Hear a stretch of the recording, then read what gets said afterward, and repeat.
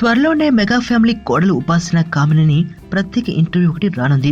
Cinema lovers కు mega డాటరిల్లా అని తెలిసినేమో కానీ బయట వారికి మాత్రం అపోలో డైరెక్టర్, చాటి వర్కర్ ఇలా రకరకాల పాత్రల్లో ఉపాసన పరిచయం. అయితే ఆమె ఇంతవరకు మీడియాతో ఎప్పుడు మాట్లాడే సందర్భం రాలేదు.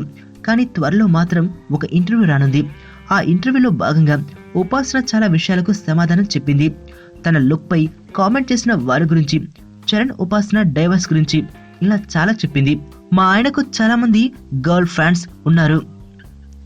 వాళ్ళు చరణ్ కు బెస్ట్ లుక్ ఉన్న అమ్మాయి కావాలని అనుకున్నారేమో, అందుకే నన్ను అంతలా క్రిటిసైజ్ చేస్తుంటారు. I take that is a compliment అంటోంది ఉపాసన. గతంలో హీరో రామ్ చరణ్ తో పెళ్లైన కొత్తలో ఉపాసన చాలా లావుగా ఉండేది.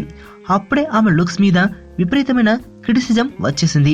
వాటన్నిటికీ సమాధానం చెబుతూ ఇప్పుడు ఉపాసన సన్నగా మెరుపు తీగ లుక్స్ లోకి మారిపోయింది.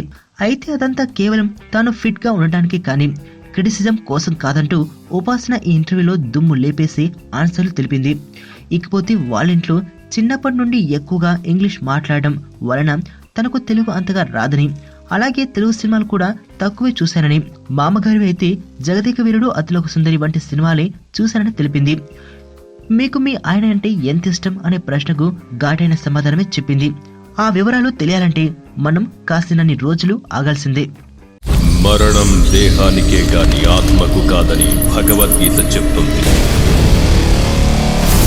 మనిషి బరువెంతున్న మరణానంతరం 21 గ్రాములు తగ్గుతుందని సైన్స్ చెబుతుంది.